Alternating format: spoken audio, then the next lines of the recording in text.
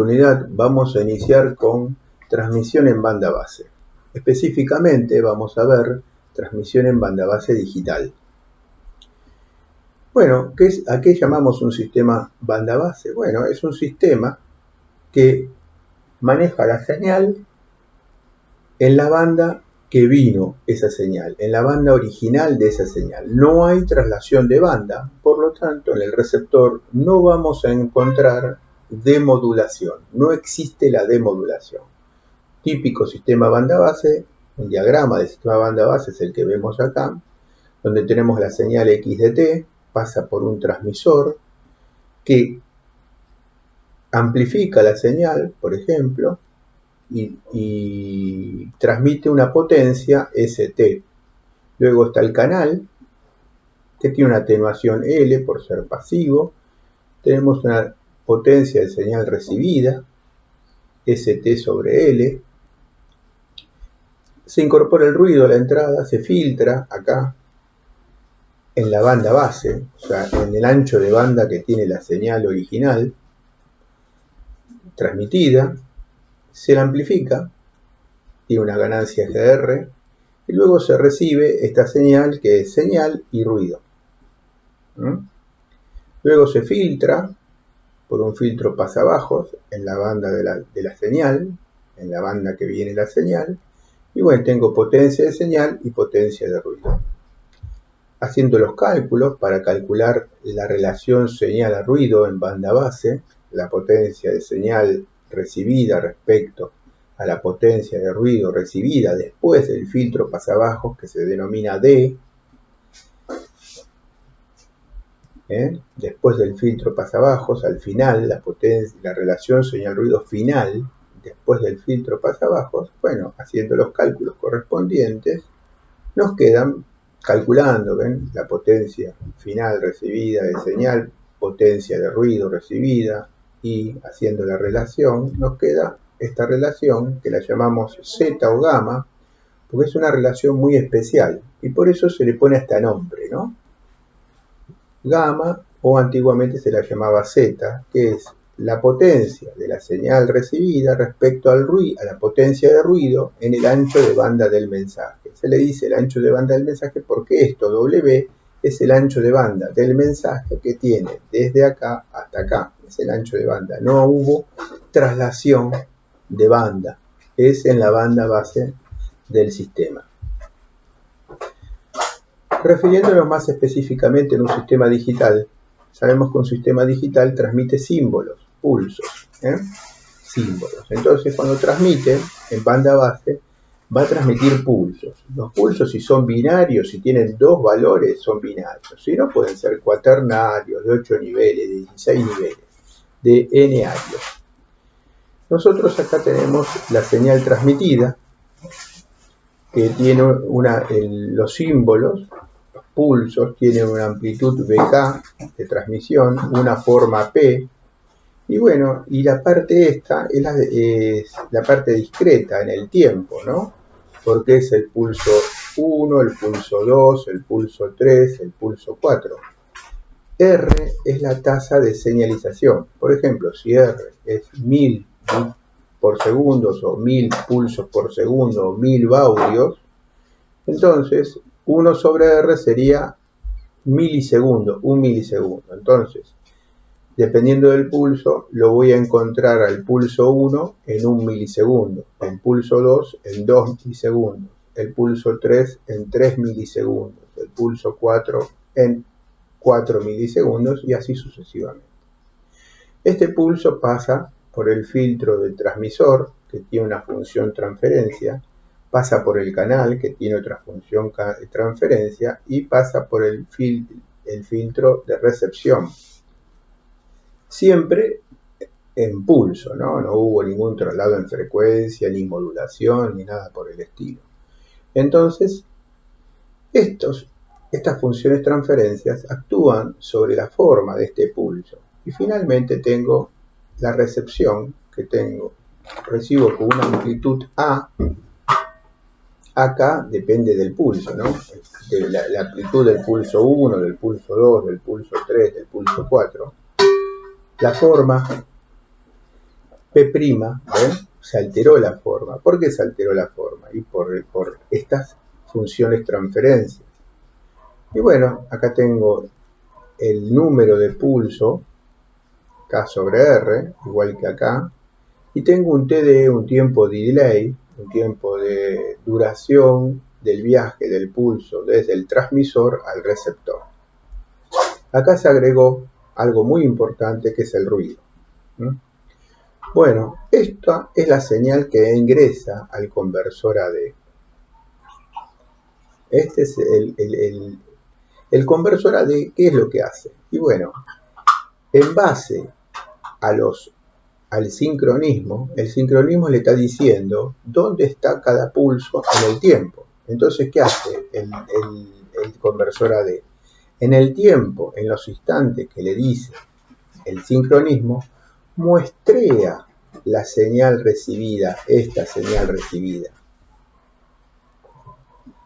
y la transforma nuevamente en pulsos enearios. Entonces muestrea el pulso 1, pulso 2, pulso 3, pulso 4, pulso 5, pulso 6. Y en base a esa muestra que obtiene, decide, ven que dice acá decisión, decide qué pulsos me transmitiste. Y acá a la salida tengo el pulso recibido. Bien, por ejemplo, ven acá, yo tengo, esta es la señal recibida, este es el conversor AD, y el conversor AD muestrea en estos instantes para sacar el pulso 1, el pulso 2, el pulso 3, el pulso 4, el pulso 5. Y en base al valor de muestreado, decide, por ejemplo, si el valor es positivo, es un pulso positivo, si el valor es negativo, es un pulso negativo. Puede llegar a pasar que por alguna razón, por el ruido, por la interferencia, este pulso, este valor muestreado negativo, en realidad era positivo, pero el ruido y la interferencia justo en ese instante lo mandó negativo. Entonces, el conversor AD genera un pulso negativo, ¿ven? Pero esto sería un error. Entonces yo cuando estoy recibiendo, por eso no recibo algo deformado, sino que recibo los pulsos bien hechos, ¿ven? Después del conversor AD, pero puedo recibir errores. Este es un error. Entonces recibí 5 pulsos y uno errado. ¿Qué probabilidad de error tengo? Y bueno, un error en 5. Y saco la probabilidad de error como la tasa de error sería más. Porque esto es lo que está pasando. Entonces, si yo detecto que este pulso fue errado, entonces digo, bueno, que se cometió un error por 5 y ahí tengo mi tasa de error. Calculo mi tasa de error. Fíjense, acá está puesto bien matemático, bien simbólico, pero está muy claro que yo lo que hago acá es muestrear la señal. ¿Cuándo la muestreo? Y por ejemplo, si yo quiero obtener el pulso M, porque quiero muestrear el pulso M, yo tengo el tiempo de muestreo M va a ser igual a M sobre R más TD. Si yo muestreo en este instante, obtengo el pulso M. Entonces, ahora reemplazo T por esto. Y obtengo esto, ¿ven? ¿Qué son estos términos? Bueno, este término es el valor del pulso M en el instante Tm, en el instante que le corresponde al pulso. Estos términos son valores de otros pulsos anteriores y posteriores que en el instante M han metido algo de energía dentro del instante M.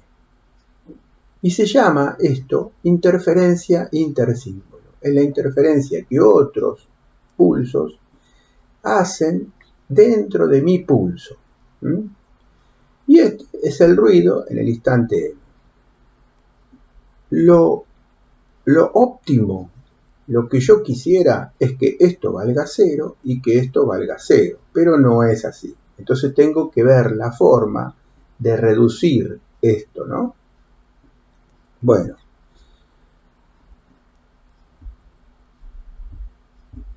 fíjense, la interferencia intersímbolo. ¿Qué sucede? Cuando yo yo mando este pulso, pero por problemas del canal, por la función transferencia del canal, se me produce se me expande la energía, se me expande el pulso, ¿no? En el tiempo, porque los elementos eléctricos tienen una inercia para llegar del pulso del 0 al 1 o a 7 voltios, por ejemplo, y de 7 voltios a 0. Tarda un tiempo en bajar, un tau, dependiendo de sus características eléctricas. Entonces, cuando mando varios pulsos, ¿ven? La deformación, que vieron, yo mandé un pulso con forma P, pero recibí un pulso con forma P'. Acá tengo la forma P y acá tengo la forma P'. Cuando yo mando varios pulsos, ¿ven? Estos pulsos se van expandiendo la energía por la función transferencia del canal normalmente, y esto me produce, ¿ven? Me produce que yo, en vez de recibir, yo transmití esto y recibo esto, ¿ven? Entonces, ¿cómo yo, como receptor, adivina, ve, deduce esto de vuelta? Y bueno, a través de las muestras, ¿ven? A través de las muestras. Muestrea en estos instantes de muestreo y vuelve a recuperar el 1, 0, 0, 0 o el 1, 0, 1, 1. Fíjense que acá yo transmití un 0 y acá recibo una tensión superior a 0. Pero bueno, tendría que decir, bueno, el punto de decisión, por ejemplo, estaría acá en la mitad y digo, si la tensión supera esta mitad, entonces me transmitiste un 1. Y si es menor que la mitad de esta de voltaje, entonces me transmitiste un 0. Esto podría ser la decisión. Fíjense que me estoy tomando un cierto margen de error. Entonces, si esto en el punto de muestreo es inferior a la mitad de este voltaje, yo asumo que me transmitiste un 0 y no cometo errores, ¿no es cierto? Entonces lo regenero, el pulso, como si fuera 0. Regenero el pulso como si fuera 0. Entonces, bueno, en este caso, ¿ven? Me equivoqué. En realidad el punto de decisión que fue el 0. Entonces, cuando es positivo, me transmitiste un punto. Si la muestra es positiva, me transmitiste un punto positivo. Y si la muestra es negativa, me transmitiste un pulso negativo. Entonces, cuando regenero, regenero pulsos positivos y negativos de acuerdo a la muestra. En este caso, acá me están diciendo que hubo un error. Entonces, bueno, pero bueno, en realidad yo no lo veo el error. Tendría que ver el transmisor, a ver qué me transmitió. Bueno, vemos que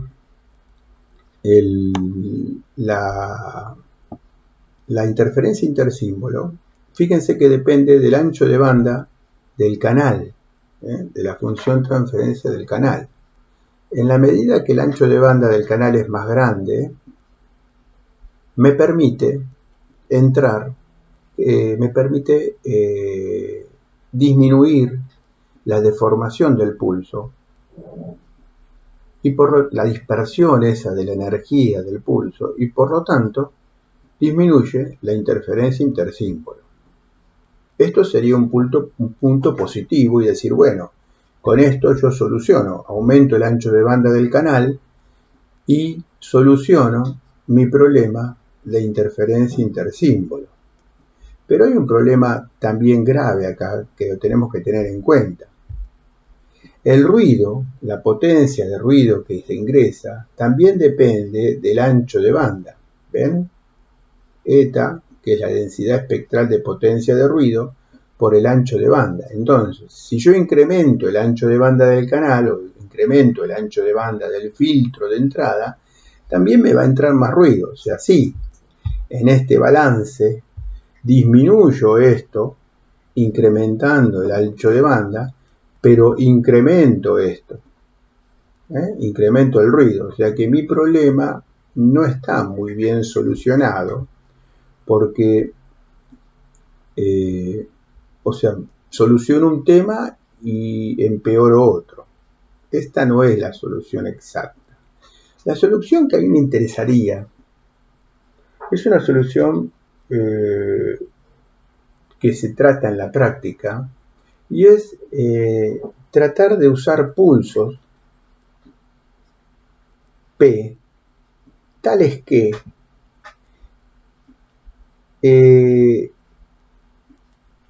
se hagan cero en el instante de muestreo de otros pulsos. O sea, todos los instantes m menos k sobre r, el pulso P' se debiera hacer cero. Si logro un pulso que se hace cero en los instantes de muestreo de los otros pulsos, entonces puedo lograr que la interferencia intersímbolo sea cero, sin incrementar mucho el ancho de banda del canal, o entonces controlando la potencia del ruido recibido. El pulso ideal que se usa para que da interferencia cero, la forma del pulso que da interferencia cero, es el pulso ideal Zinc o el pulso de Nikic. El pulso Zinc es este, ¿ven? Yo estoy transmitiendo, por ejemplo, 1, 1, 0, 1, 1. ¿Ven? En vez de ser pulsos cuadrados, como están acá, los transmito en Zinc. ¿Qué ventaja tiene el pulso Zinc? Bueno, que el pulso Zinc se hace cero, ¿ven? Por su característica, en los instantes de muestreo de los demás pulsos, ¿ven? Yo tengo este pulso rojo, pero en el instante de muestreo del azul se hace cero. Y en el instante de muestreo este se hace cero, en el instante de muestreo verde se hace cero, en el instante del violeta se hace cero. Lo mismo pasa con el azul, ¿ven?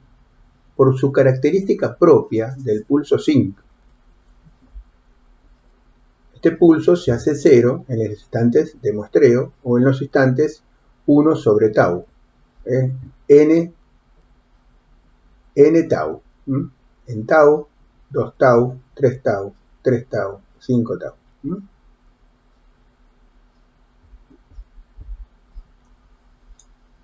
Además, tiene otra ventaja muy importante el pulso Zinc. Tiene ancho de banda mínimo. Fíjense, el pulso rectangular, si uso pulso rectangular, un pulso rectangular de una duración 1 sobre R, o sea, es un pulso no retorno cero, una duración 1 sobre R, R es la tasa de señalización,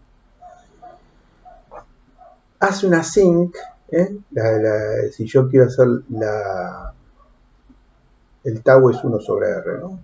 Si yo le hago la transformada de Fourier, me hace una Zinc que tiene un ancho de banda R.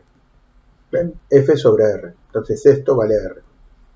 Entonces el ancho de banda de este pulso cuadrado vale R. Entonces si yo transmito 2000 bits por segundo cuadrados, sería ¿qué ancho de banda ocupa? Y 2000 Hz. Es la misma tasa de señalización en Hz. ¿Podemos disminuir esto? Sí, usando pulso Zinc. Fíjense, en el pulso Zinc, un pulso Zinc en el tiempo, donde este punto sería, el punto de cruce por cero sería 1 sobre R.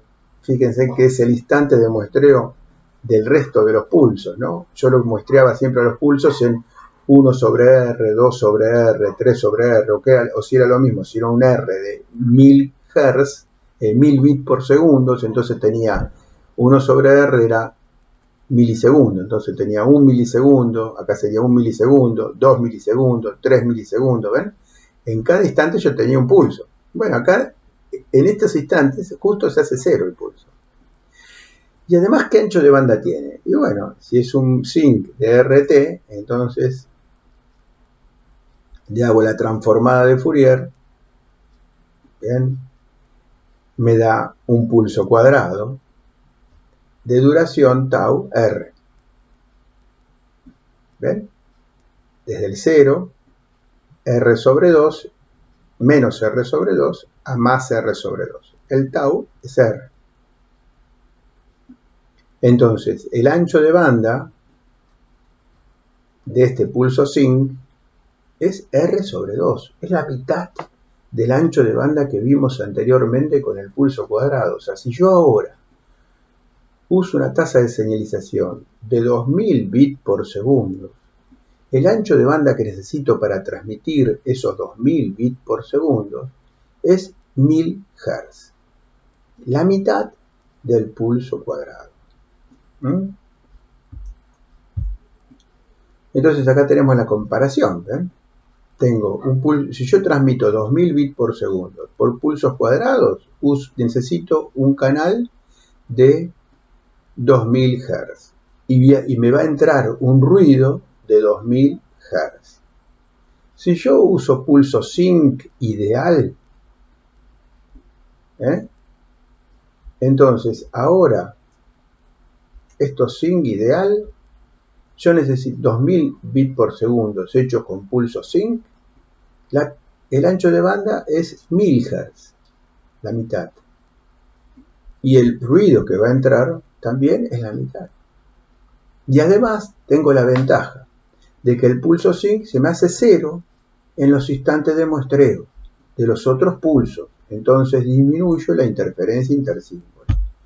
Acá tengo un ejemplo clarito. Miren. Acá estoy transmitiendo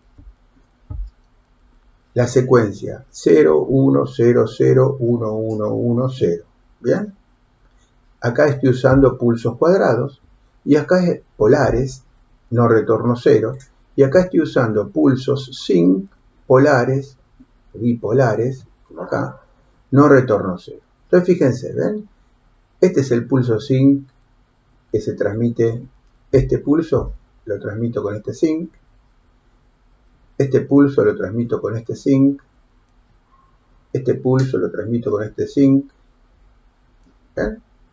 Entonces tengo el 0, 1, 0, 0, 1, 1, 1. La ventaja de esto, de usar esto, es que el ancho de banda que yo necesito para transmitir esto es la mitad del ancho de banda que yo necesito para transmitir esto. Y la otra ventaja es que cuando yo muestreo cada pulso, por ejemplo, muestreo este pulso, ¿ven que están en 1 voltio o menos 1 voltio? Entonces, cuando yo muestreo este pulso en este instante, fíjense, en el instante de muestreo, yo voy a sacar 1 voltio. No hay interferencia de otro símbolo, porque justo este pulso, los demás pulsos pasan por 0. El único que existe es el pulso original, el pulso K. Los demás pulsos se hacen 0, ¿ven? Acá lo mismo, ¿ven? Lo mismo, ¿ven? Acá, si yo lo busco en el instante de muestreo, va a ser 1. Claro, ustedes van a decir, pero tengo que buscar justo el instante de muestreo, porque si me atraso o me adelanto, voy a tener inconvenientes. Sí, bueno, tenés este tipo de pulso sinc ideal, necesita un sincronismo muy importante, muy importante. Pero bueno, la ventaja de esto es que los demás pulsos justo se hacen 0 en ese instante de muestreo. Entonces disminuyo, elimino la interferencia intersímbolo. Y además disminuyo el ancho de banda porque disminuyo el ruido, porque es la mitad de ancho de banda transmitir con esto que transmitir con esto. Y como el ruido depende del ancho de banda, entonces también disminuyo el ruido. Entonces este pulso sinc es muy interesante, el pulso ideal sinc, porque me disminuye la interferencia intersímbolo y además me disminuye la potencia de ruido que ingresa en el sistema. Bien, pero tengo un problema. El pulso ideal sinc es ideal, no es práctico. ¿Cómo lo llevamos a la práctica? Bueno, con el pulso coseno levantado o Rice-Cushing, como lo denominan algunos libros, coseno alzado, coseno levantado.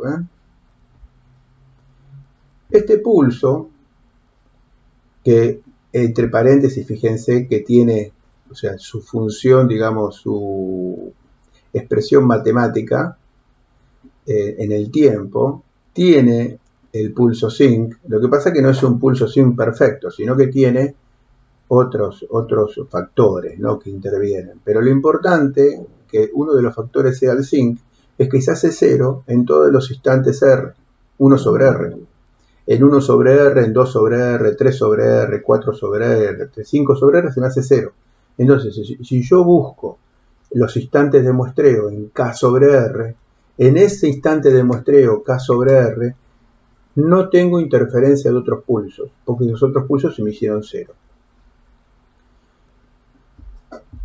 La clave está en el ancho de banda del pulso coseno levantado. ¿Ven? El pulso Rice-Cushing o coseno levantado en frecuencia, ¿ven? Es un pulso que tiene una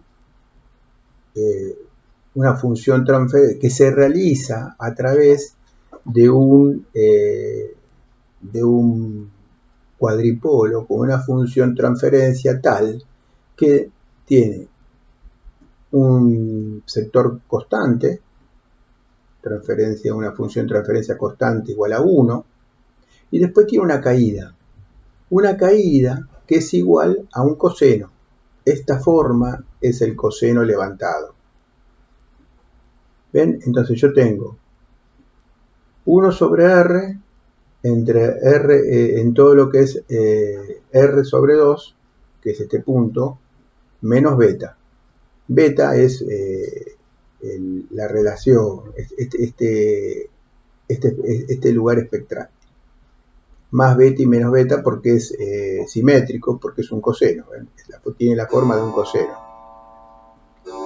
Entonces, y esta, entre este punto, R sobre 2 menos beta y R sobre 2 más beta, es un coseno levantado. Fíjense que es 1 sobre R coseno cuadrado. Si yo coseno cuadrado lo desarrollo, me va a dar 1 o un medio más un medio del coseno de 2 veces este argumento que tengo acá. Bueno, y después hace 0 después de R sobre 2 más beta. Esta es la forma P' del pulso que yo quiero, que lo voy a lograr a través de las funciones transferencias del canal y del receptor y del transmisor también. Pero esta forma de pulso es una forma bastante realizable a través de filtros. A través de filtros. Ya no es un pulso ideal, sino que este es un pulso real que se aproxima al pulso ideal zinc. Si queremos ver el ancho de banda, y bueno, va a depender del factor beta, ¿ves? El ancho de banda mínimo va a ser R sobre 2. ¿Cuánto me voy a ir más allá de R sobre 2? Y bueno, va a depender del factor beta. El factor beta me está diciendo cuánto se aparta del pulso ideal. El ancho de banda ideal es R sobre 2. Bueno, el beta va a ser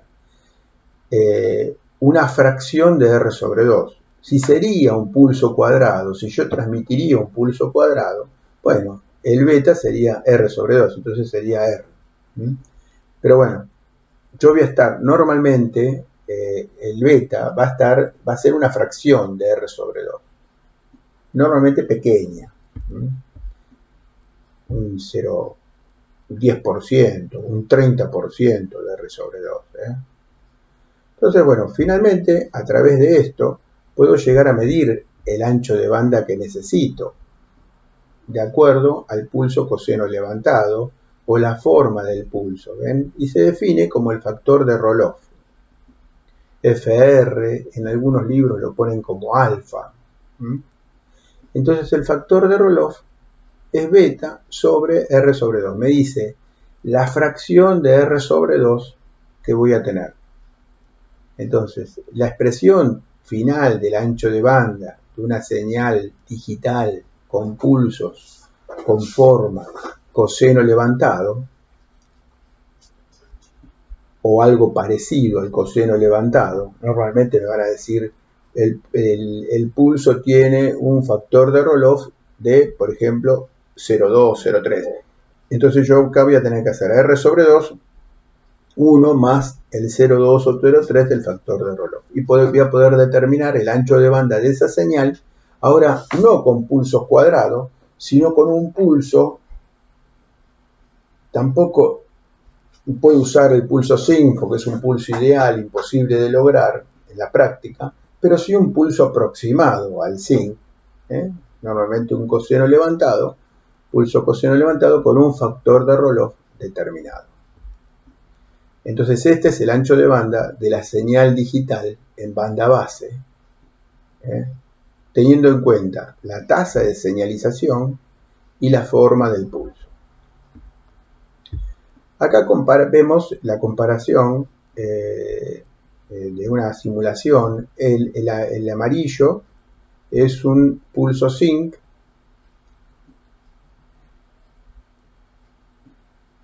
de duración en R, ¿no? Un pulso sync en R, en una tasa de señalización determinada, ¿ven? Como se hace 0. Y este es el pulso coseno levantado en la misma tasa de señalización. Esto lo que quiero demostrar es que el pulso coseno levantado, además de pasar por 0, como pasa el pulso sin en los instantes 1 sobre R, además de eso, tiene la ventaja de que los lóbulos secundarios son más pequeños, el pulso coseno levantado, con lo cual, si yo tengo un problema de sincronismo y me adelanto o me atraso, mi pulso el instante de muestreo se adelanta o se atrasa respecto al pulso que ingresa, no me va a afectar tanto porque los lóbulos laterales son pequeños, son más pequeños que en el sync.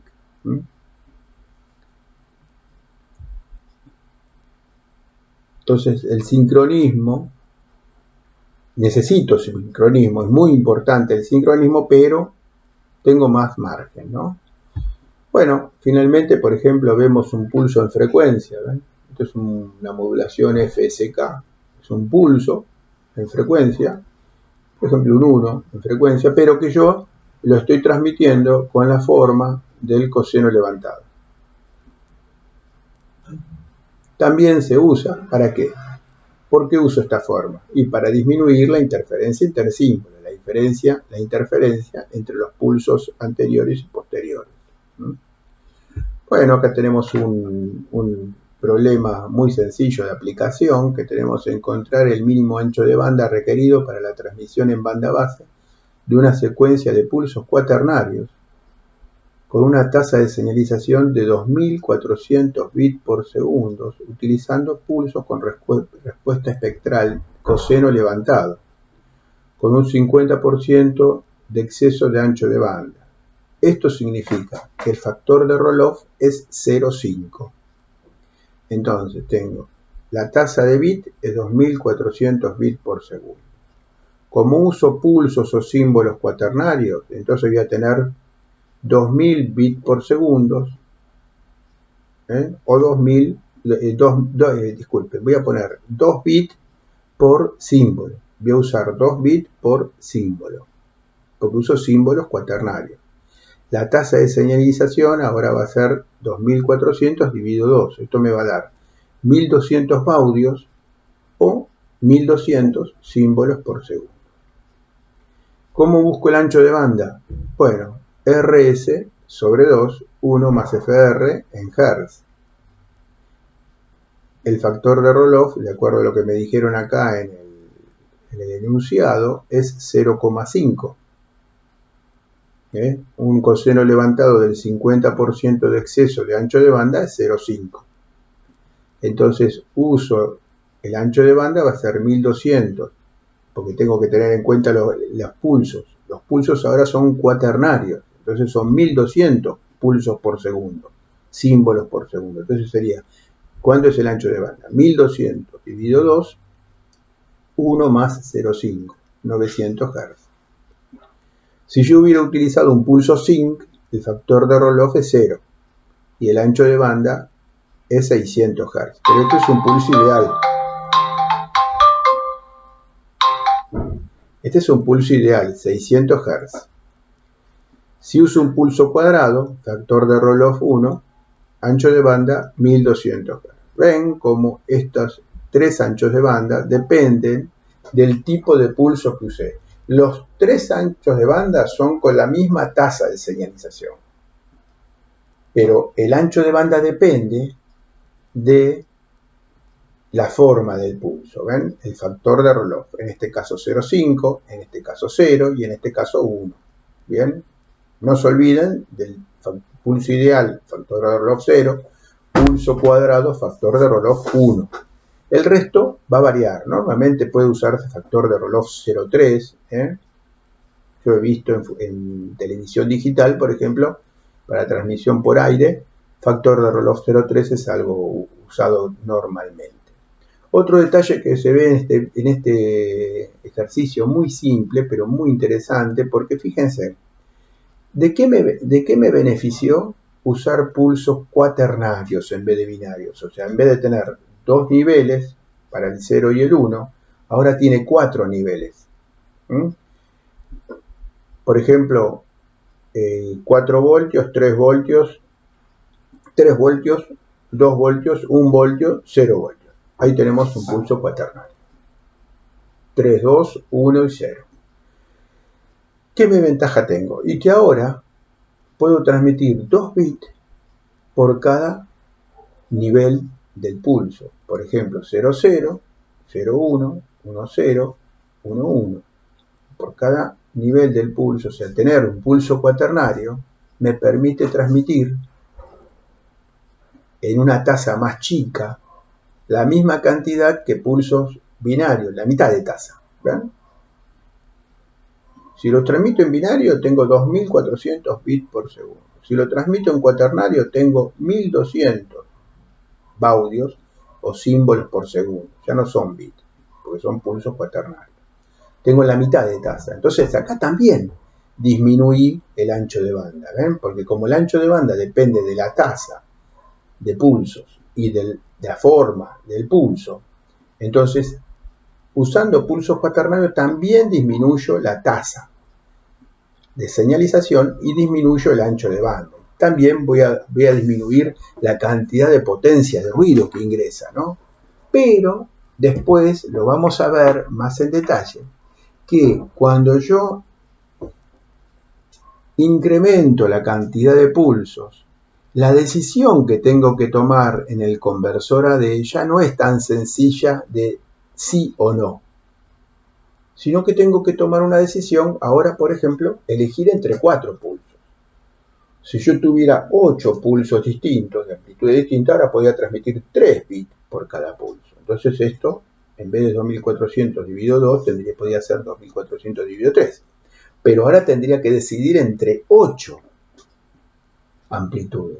Acá tengo que decidir entre 4 amplitudes. Entonces, el incremento, vamos a demostrar que el incremento de cantidad de amplitudes va a hacer que el conversor AD se equivoque más. Entonces se va a incrementar la tasa de error.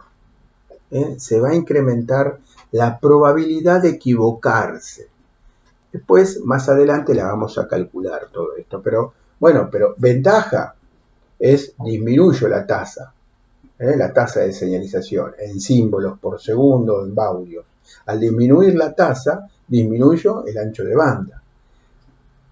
Entra menos ruido. Pero por otro lado, el conversor AD, al tener que decidir entre varios niveles, cada vez que incremento la cantidad de niveles que el conversor AD tiene que decidir, y se incrementa la probabilidad de equivocarse, y se incrementa la tasa de error. Bueno, espero que les haya sido útil este tema, este ejercicio. Lo vamos a aplicar en todo lo que es modulación digital.